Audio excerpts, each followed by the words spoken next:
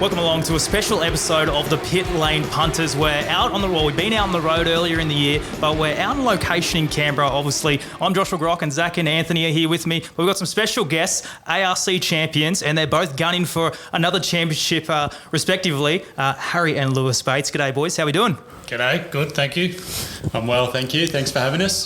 It's fantastic, and thank you for having us. I know you're taking time out of your day, and it looks like you've been busy in the workshop, Lewis. Is that right? Yeah, always. I work on the rally cars full time. That's my job when I'm not rallying. So yeah, currently getting my rally car ready for next week. Fair bit of work after South Australia, but that's rallying for you. But yeah, we're getting there. And I guess quickly looking back on South Australia, how did it go for you guys? I know it was a mixed weekend for you, Harry, but overall, are you happy with the results, or is there stuff to work on before Canberra at the end of the year in a couple of weeks' time? I think overall we can both be happy with how we both performed. Our GR Yaris's were really strong there, and especially on the faster stages we seem to have an edge on our rivals, which is, I think gives us lots of confidence going into Canberra. And Canberra's traditionally a lot tighter and more narrow and high attrition, tricky rally. So completely different to South Australia, but plenty of confidence to take out of SA into Rally Canberra. Yeah, we're on the stage a little bit earlier today. We're on the Kingfisher stage, weren't we, Zach, doing some filming for Subaru Canberra, and it looks rough out there. He's pretty confident that the cars are going to be right to go? Yeah, Canberra's always rough, especially on the second pass. So, our cars are very strong. We build them nice and strong here at Neal Bates Motorsport. So, we're confident they're ready to go. We know the area quite well, and, it's always a tough event, so you've got to be there at the end. And that's why there's lots of trophies around, as you can see. Yeah. But rallying isn't the only thing you boys do, is it? Here at Neal Bates Motorsport. So Lewis is here every day working on the cars down on the workshop floor, and then I'm upstairs here in the office. So I'm in charge of sales for the GR86 series. So we're part of running the Toyota Gazoo Racing Australia 86 series, and next year we've got brand new cars being rolled out, which we're currently building 36 of down on the workshop floor. And wow, that's I'm sort of the guy handling all of the paperwork and everything for those, and then Lewis and the rest of the team on the floor are the ones putting them together. So Lewis and I work together every single day, as well as, I guess, having to compete against each other and be teammates and everything like that in the Australian Rally Championship. Harry, for you, obviously selling the GR86s, and you're only building 36 of them, I'm sure there's been a fair few tough phone calls you've had to make to people that haven't been able to get one? Yes. Yeah, that was the less fun part of that job. The fun part was, as soon as we announced they were on sale, we had so many inquiries, and, it's a really exciting series. It's been a great thing for Australian motorsport, I think. The series has really elevated a lot of junior drivers' careers, and for us to be a part of that is really rewarding. And but that does come with the side effect of the series being almost too popular for its own good in many ways, and that meant that when it came to this series, we were only able to build a certain number of cars. Otherwise, it would have been oversubscribed, and that did mean that people missed out. But that's sort of been something that we've had to deal with, and luckily we've also got another series below the main series now called the Scholarship Series, where a lot of those people can still go and compete.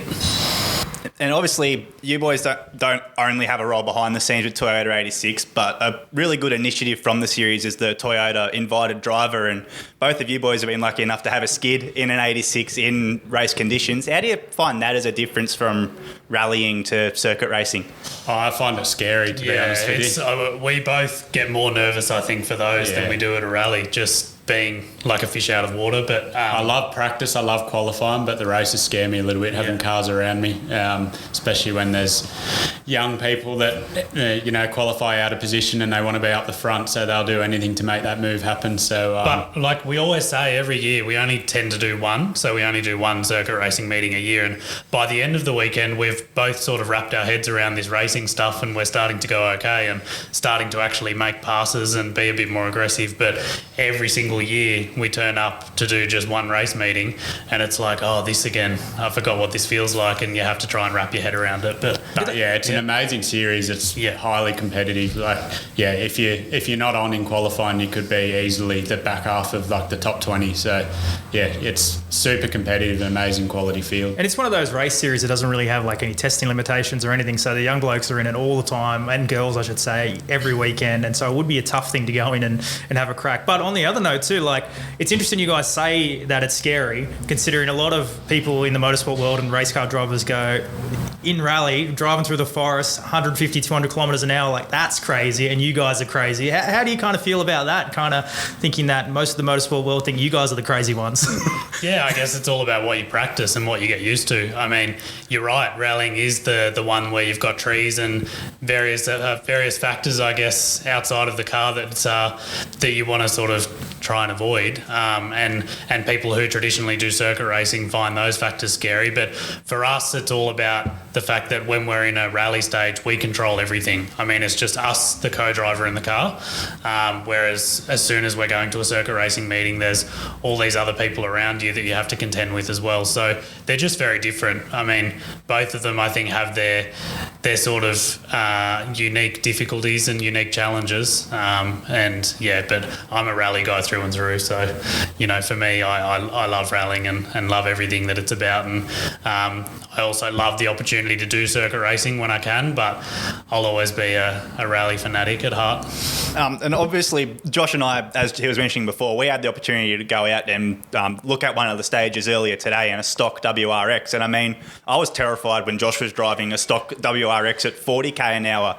And obviously, the roads are so narrow, it is literally one car width wide. I mean, what goes... Obviously, you guys are used to it, but starting out in rally, is it something that you genuinely consider the dangers compared to, say, circuit racing, where there's a lot more room for error? Yeah, definitely. It's something that's pretty obvious. Rallying doesn't have the sand traps or the safety barriers to run off into. So definitely there's that element of danger. But when you're starting out, I guess you're pretty naive to all of that danger. And it's not until you start having a couple of accidents here and there or start running off the road until you realise that, you're actually going pretty fast and things come up pretty quickly. But it's just the amazing thing about rallying, when everything starts going right and everything starts clicking, it's just the most amazing sport. And you get into the groove with your co-driver and the pace notes, the car, the driving, everything's just working, and it's just the most amazing feeling. So as soon as the helmet goes on and we're on the start line, you forget about all the danger and you're just trying to drive as fast as you can. Yeah, 100%. Like as Lewis said, when you're in that groove, you just don't even notice the trees and the rocks and things like that. You're so focused on the road and listening to the co-driver's pace notes that all those other things kind of just disappear from your vision, and you just make sure that you're 100% dialed into the job at hand. I think going back to, obviously you've done rallying for so long now, but let's go back to the start. Obviously your dad was a very well trophy collector in the ARC, being Neal Bates. How did you boys then feed into that and begin your rally career? Well, I guess I started first. So both Lewis and I only dabbled in motorsport as teenagers. We both did motorcarnas from when we were 12 and then hill climbs from when we were 14, but we never took the go-kart route or anything like that. And then it was when I was 18, I co-drove for Dad in a rally at Rally Queensland, actually. And I just thought, oh my God, this is the coolest sport ever. What have I been missing? I mean, the whole idea of going out into the hills and being on these closed roads where you can go as fast as you want for a couple of 100 kilometres. I mean, it was something that I grew up around, and I probably should have had a better appreciation for it. But until you experience one, it's difficult to explain, I think. So for me, I then went and got myself a front-wheel drive Corolla rally car, and that was where my rally career really started. Went and did... my first two rallies were Rally Batemans Bay and Rally Narooma in 2014. So I was still a teenager at the time, and just sort of got some okay results from the start, and really it just went from there. And really your story's probably similar. Yeah, very similar story for me. Both Harry and I were lucky enough to grow up on a property just outside of Canberra, and yeah, from a very young age we had buggies, motorbikes, and then when we got a little bit older we had paddock bashes, and we were just always riding or driving something on the property. So from a young age we were always exposed to it, obviously thanks to Dad, and we always went to rallies spectating as kids. So we've always been around it, but to be honest with you, my main focus was soccer when I was younger. I was right into soccer, and I was an okay player. So I pretty much trained five days a week and then played on weekends. So I didn't really have much time for go-karting or anything. It wasn't until I got a bit older and started doing hill climbs, and then did my first rally when I was 18, where I was like, oh no, this sport's way cooler than soccer. So. Well, it's interesting you mentioned like the lack of go-karting route, and I guess a lot of teenagers who go into circuit racing do follow that path. Is that normal for people who go into rally to not go down that path and sort of more drive paddock bashes in their parents' paddock or Motorcana stuff? I would say there's a mix. Like at the moment, you've got Taylor Gill, who's competing, representing Australia overseas in the FIA Junior Rally Star program, and he has a go-karting background, but then Lewis and I don't. The one thing about rallying that is different to circuit racing, I guess, is drivers tend to develop later in rallying. So I won the Australian Rally Championship for the first time when I was 24 years old, and at the time, I still am the youngest ever Australian rally champion. The only person who's come and bucked that trend a little bit lately is Carlo Rovenpera, because he's now a double world champion before his 23rd birthday, I think, which is pretty wild. But in general, it just takes longer to develop those skills in rallying, and therefore you've got a lot of people who didn't necessarily come from go-karts, but instead started rallying later in their teens or even into their early 20s, and they've still gone on to have very successful careers. So just a different sort of a thing, I guess. Are there things that you learn if you're a young person in Motorcana that you can't learn on a go-kart track? Definitely, yeah. We see it a lot. Like, we're both real advocates for people doing things like Motorcanas, because it does teach you a base level of car control. And if you look at junior drivers, a lot of kids who come out of go-karts have incredible racecraft, but they do lack that ability to drive a big car, because all they've ever driven is a small go-kart. And obviously they have driving talent, and a lot of them have incredible driving talent that's undeniable.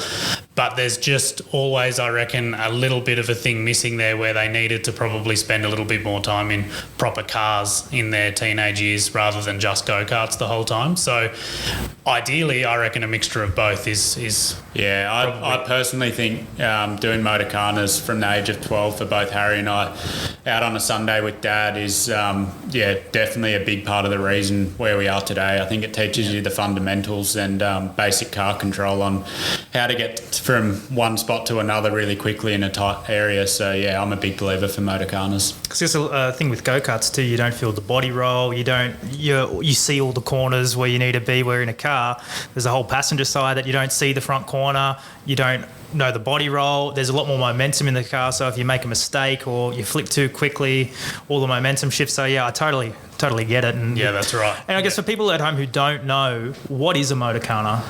So a Motorcana is it's held on a skid pan, basically, and it's a course that gets set up using cones, and then the course is set so you have to follow a certain route around the cones, and you go down, pull a handbrake around the first set of cones, come back, do a handbrake around the second set of cones. It's usually first and second gear type stuff, and they're only about 25 to 30 seconds long each test at a Motorcana. So and there's normally around five to six different courses throughout the day, so they change it. They give you a map, you have to learn it. It's a really good thing to do.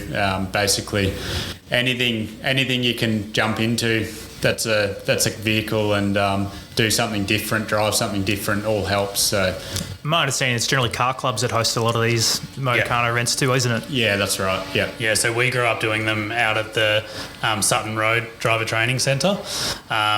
So that was really where we cut our teeth. And our first car that we did them in was a 1974 Toyota Celica TA22. I wish we kept it because they've gone up in value. They would have gone up in value. Yeah.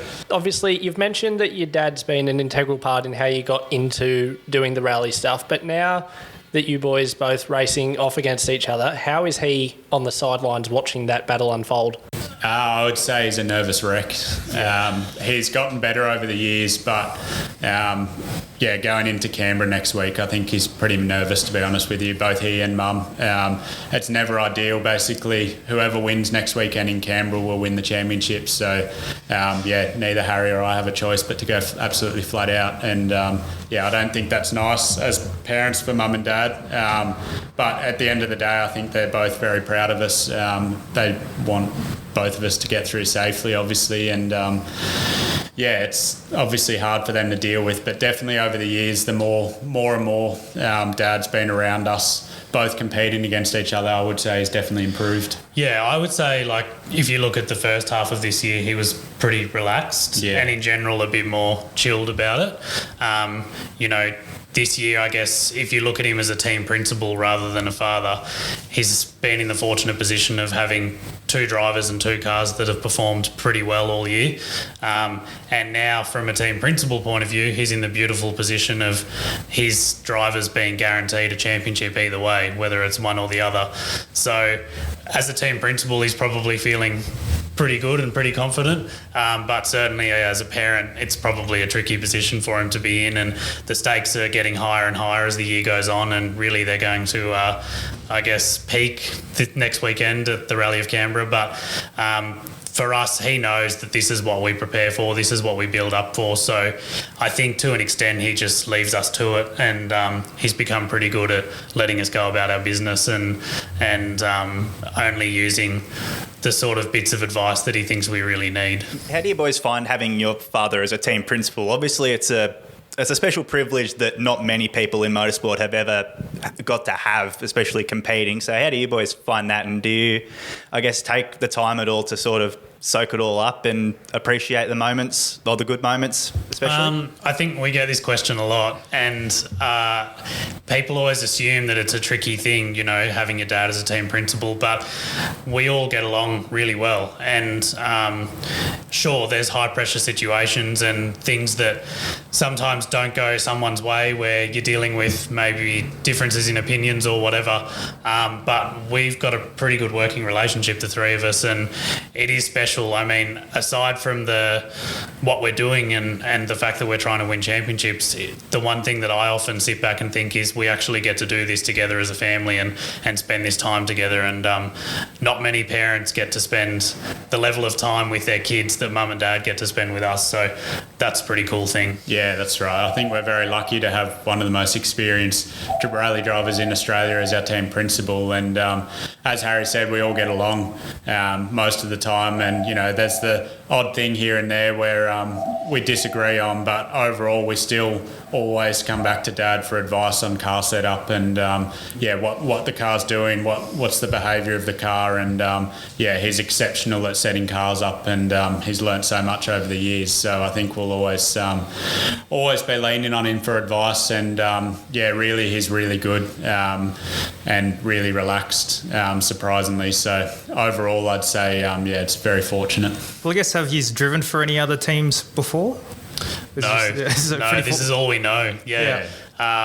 Which makes it hard to answer that question too, because you've got nothing to compare it to, right? Yeah, correct. I mean, obviously we've both gone off and worked for other people at various things, and we've both tested other cars before.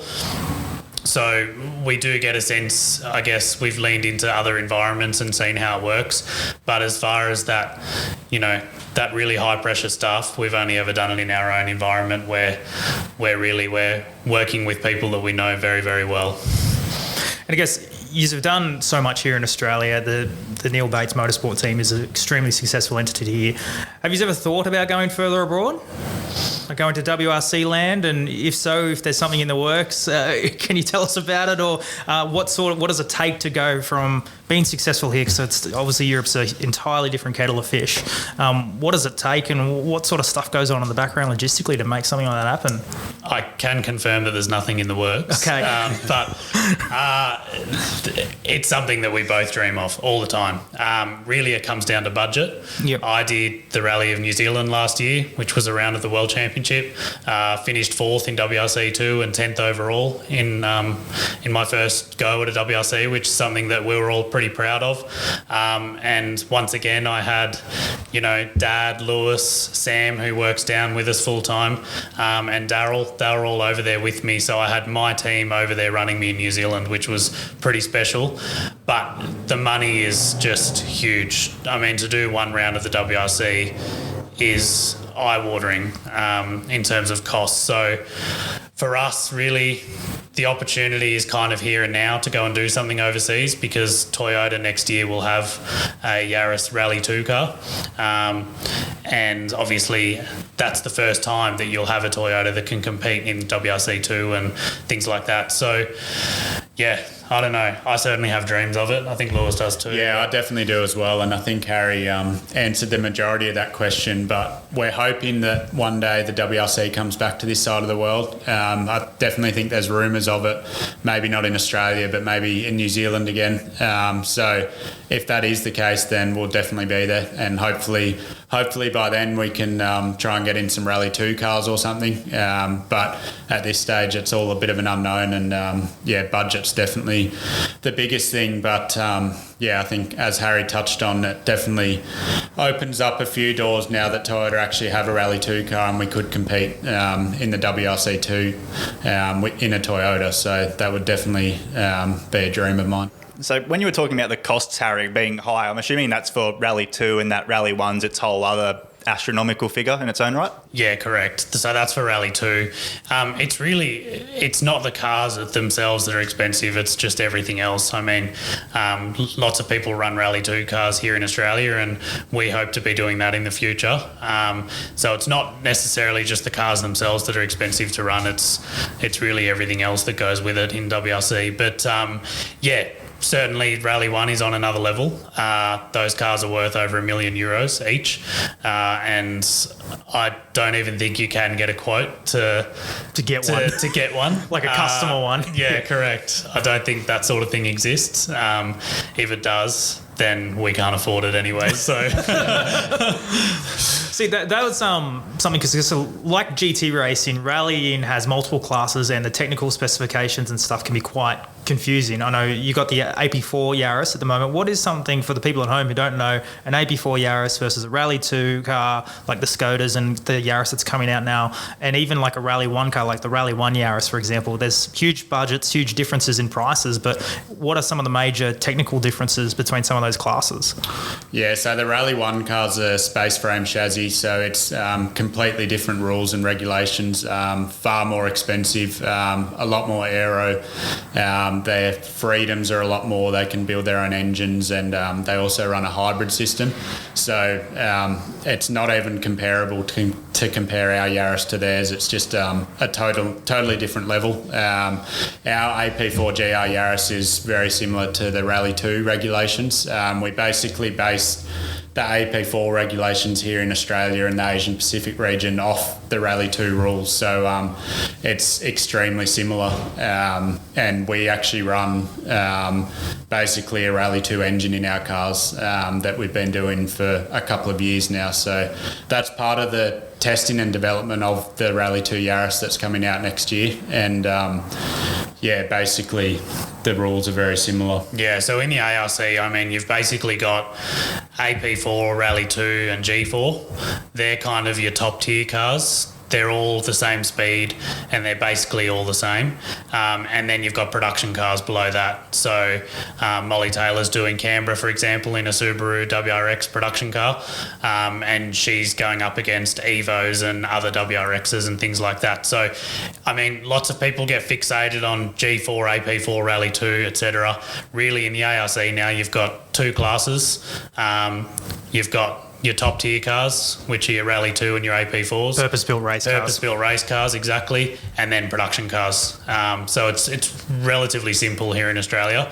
And yeah, like you say, it's relatively simple overseas as well, other than you've got these Rally 1 beasts that only the top 10 drivers in the world get to drive. So for easiness, if anyone ever concerned or is ever worried about again, purpose-built rally cars, don't worry about the numbers next to it, and production cars. Correct. Easy peasy. That's right. Yeah, that's right. Yeah. We mentioned earlier, or you mentioned earlier, Lewis, that you're down the workshop floor working on both rally cars. How does that work when you're trying to go for the championship alongside your brother and you've got to work on his car as well? I started off the year helping out. Sam's Harry's main guy. He does everything on Harry's car. He oversees the whole rally car side of our business. And I started off the year giving him a hand on Harry's rally car. But as the championship gets closer, I did the exact same last year. I try and avoid it because I don't want to be responsible if anything goes wrong. So I just get my rally car ready at this point and give Sam a hand if he needs every now and then. But yeah, I get pretty nervous working on Harry's car at this time of the year. So no cheeky forgetting to talk the wheel nuts or anything like that? No, I do not want to be responsible for anything. That's a pretty evil one, actually. You could just, put a sock in the airbox or something like that. Yeah, exactly. Doesn't. You didn't do that at the Wodonga Car Club, No, I did you, didn't do Josh? that at the Wodonga Car Club, no. So how do you find working on your own cars? Do you feel like that gives you some sort of an advantage in that you know the workings of your car, what is good for your car and what isn't good for your car, like really in depth?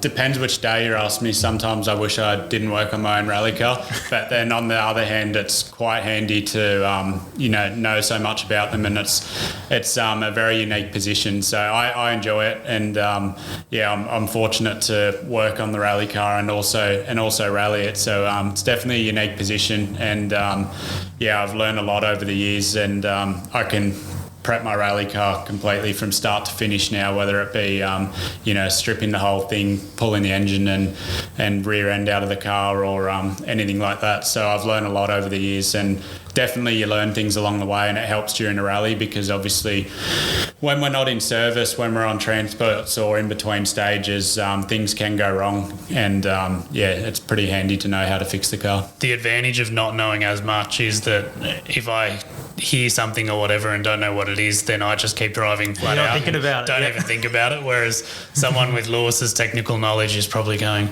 I reckon that could be that nut that, I was worried about when I was doing it up in the workshop or whatever. So, but honestly, like Lewis's technical knowledge has even been an asset to me out on the stages, because one thing is you can be away from your service crew, but because we're always close to each other in a rally on the road, we're only ever 2 or 5 minutes apart maximum.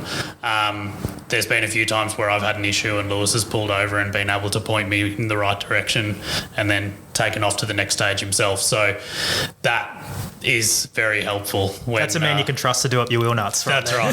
There is, Sabotage is not really our nature, I don't think. Yeah. So it will be the same when you're both fighting for the championship in a few weeks' time? Probably, yeah. I mean, if there's an issue, like basically in rallying, everyone wants to win it on the stages. So if there's an issue in rallying, even if it's another competitor and you can offer some assistance somehow, we all try and do that. That's the amazing thing about rallying. We all want to win it on the stages. So yeah, you never know what can happen, but definitely I'm sure we'll help each other out if possible. But even just with everything with Lewis and I, like there's been various points in our careers where one or the other's been down in confidence and really seeking some advice or some tips from the other one, and we've always been able to help each other in that area as well. So we've always built each other up, not tried to tear each other down. And I think the beauty of that approach is that now it's only the two of us in the fight for the championship, rather than a situation where we're fighting to even win it ourselves, sort of thing. So it's it works well for us. Yeah, it's definitely a unique position, and we both want each other to get good results. It's just we can't both win, so somebody has to win, and we want that to not be each other. So. Now, you mentioned obviously getting to in between stages. For those who may not know, how does that actually work? Do you guys drive them on the road? Yep. So a rally is made up of competitive stages, which are the closed roads in the forests where you drive flat out for a section of road. That can be anywhere from 5 kilometres to 50 kilometres of competitive section, which is where we drive absolutely flat out. And they're on closed roads, so there's nothing in our way. But then when we finish those stages, to get to the next one, we have to drive on the public road. So helmets off, out, following all road rules, and our cars are road registered. Rally cars are all road registered. And so, yeah, we're out there driving around with members of the public. So if you're in Canberra next weekend and wondering what that dirty car is passing you on the highway, it's just us, and we're on our way to our next stage. So that means, yes, as Harry was mentioning, for those who are in Canberra next week, from Epic, where the service park is, you've got to drive all the way out to the Cotter on Saturday and then all the way out to Cowan on Sunday. So there'll probably be a lot of people that get to see you. That's right. With no air conditioning. With no aircon, yeah, it's very uncomfortable, yeah. Do you guys have any funny stories from those transport stages when you're on the public roads? Like, do you know of anyone who's done a sneaky Macca's run when in their rally car on the way to a stage? Or Through the drive-through. Yeah. funny stories? I have a feeling, was it Richie or Luke might have gone through Macca's drive-through at some stage. I can't remember the rally or anything, but I do remember hearing a story. One of them went through a Macca's drive-through. It might have been Luke, actually. Yeah, do you remember that? There's always funny stories from liaisons. I've had people almost crash their cars watching mine instead of watching the road. They sort of come up next to you and they're just looking like, what is that? And then, I think they're driving and they get their phone out to film, and you're sort of going, oh, probably shouldn't do that. Yeah. Please put that away. They think we're in a spaceship or something like that. It's crazy. That's not Muzz, Gareth. What's this? Yeah, exactly, yeah. We do get some funny comments driving the GR Yaris rally cars. Like, we get people all the time. Is this a Yaris? No way. Yeah. Yaris is a grandma's car. How's this a Yaris? But obviously, GR Yaris is a big step up from the grandma's Yaris. We used to call it the blood donor car because always you see the blood donor cars, they're always Toyota Yaris's. Yeah. Well, I'm sure your GR Yaris definitely get the blood pumping, that's for sure. Yeah, it definitely does. Yeah. I've seen some funny videos of like in the WRC and stuff with wheels hanging off it and people getting pulled over by the police for doing silly stuff. Does any of that sort of really happen here in the ARC, or are you guys all a little bit more tame than that? I'll let Harry answer this question. At the last rally in Adelaide, I had to drive about 70 kilometres with no push rod in the right front. So the right front wheel was just, every time I got on the brakes, it had basically nothing stopping it from going forward. So it was just all over the place not very nice to drive.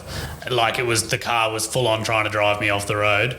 And I had to do 70 kilometres on the roads driving like that. So that was, I reckon if you're a member of the public, you would have had to have known what you were looking at to figure it out. But to anyone who didn't have a trained eye, they would have just thought that I wasn't a driver who was all over the place because the car kept trying to drive me onto the shoulder, and it was a nightmare. Anyway, Would have been scary too in one way, because you never know when the thing's just going to go. Yeah, no, you do sort of know because as long as you've got load on it, it's fine. Okay. It was every time I had to slow down that it was an issue. So coming up to roundabouts was an issue. Coming down to traffic lights was an issue. While ever I was on the freeway, able to just maintain a certain speed, it was completely fine. But it was a pretty entertaining 40 minutes of driving. I can assure you of that. Anyway, not my proudest moment. It was my fault that the push rod came off because we had just gone off the road and spun. So, anyway. But always, that one will always be a good story to tell. And I saw there's a few production cars kicking around as well. Some was a MR2 down there. I saw a couple of MR2s in the garage. Are they any of yours by any chance? Or no, the MR2s aren't. We've got a lot of cars here. So most of them down in the workshop now are customer cars. But Harry Harry owns a GT4 185, and so do I. Harry owns a white one, I own a red one, Carlos Sainz edition. And then Dad owns a 205. Yeah. Celica 205. And then I own a GR Corolla Marizo edition as well, which is pretty cool. Only 25 of them in Australia. So They're the ones that only just come out. yeah, it just came out. So managed to get one of those for myself. And then on top of that, we've got a collection of old rally cars down in the workshop as well. So we've actually got, at the moment in the workshop, we've got every car that Neal Bates Motorsport's won a championship with, other than the Group NP Corolla, I think. So yeah, so that's pretty cool. There's a bit of history down there. There's a bit of history, obviously, that you mentioned, but do you guys then potentially plan on opening a bit of a motorsport museum down here using those cars? Yeah, I mean, we've got a small version of a museum happening already with some of Dad's championship winning cars, but I definitely think there's room to grow it.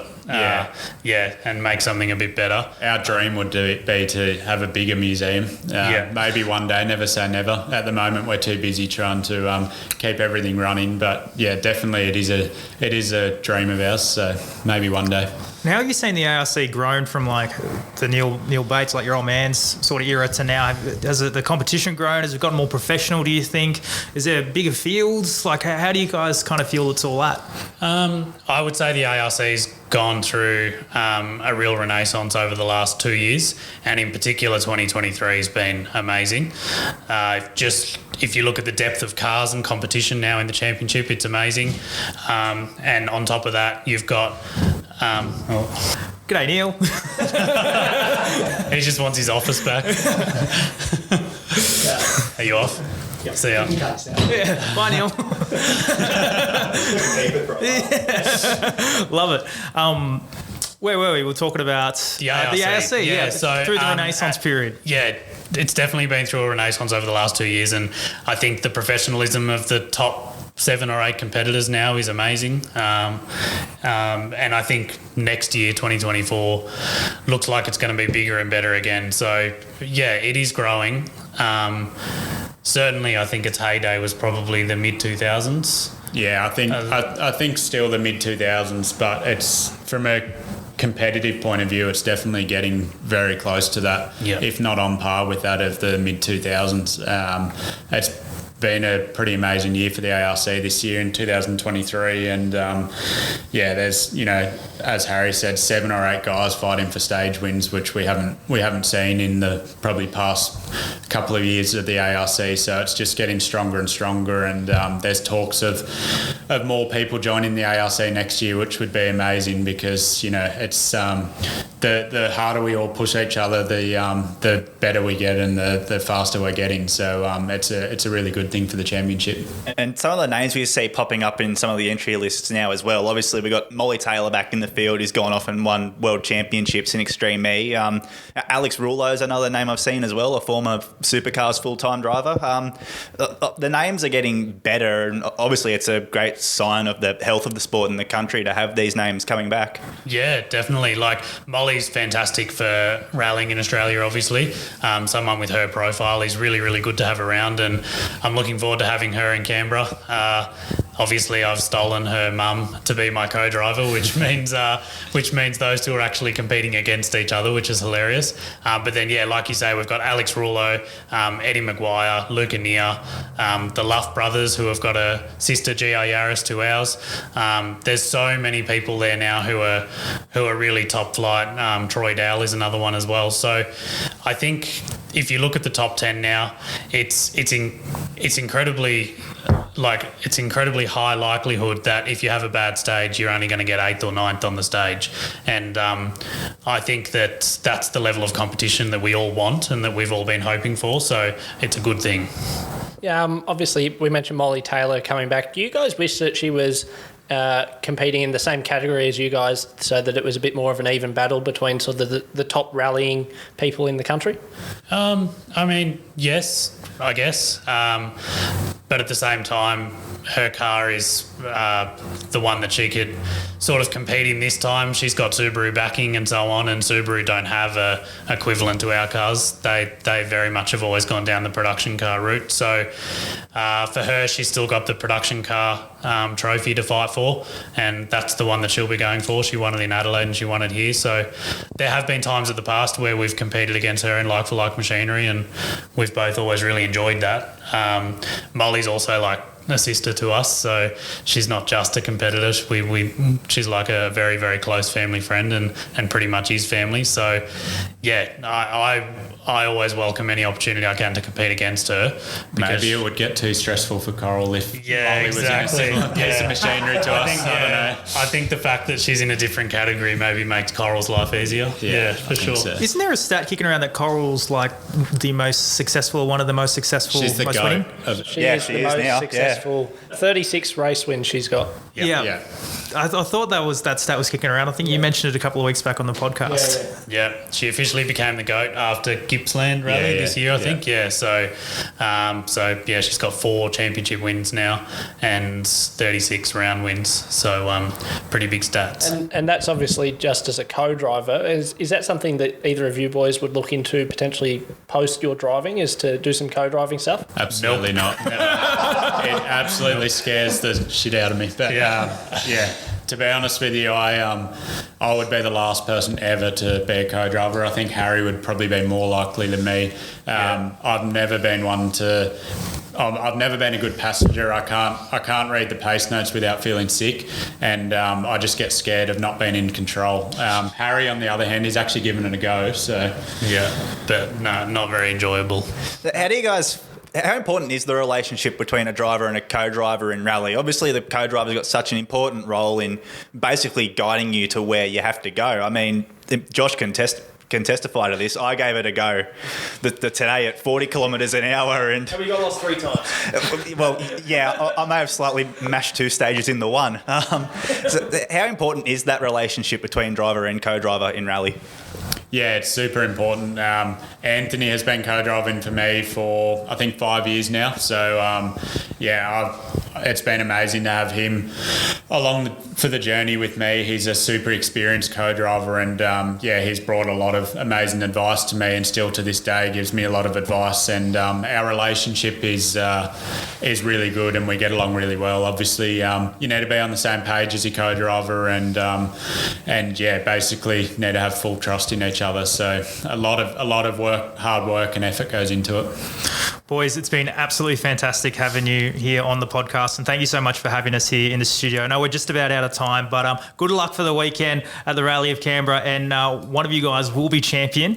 So I wish you the best of luck. Hopefully it's all on merit and no incidents happen, but thank you so much for joining us here on the podcast. Quickly, boys, who is going to be the champion? Will it be Harry? Will it be Lewis? Well, I think you'll get 2 different answers, won't we?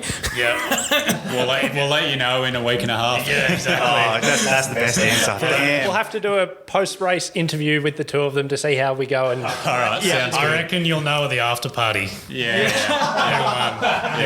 Well, we look forward to it. Thank you again, boys, for Thanks. taking Cheers. the time out of your day, and you listen to the Pitlane Punters podcast.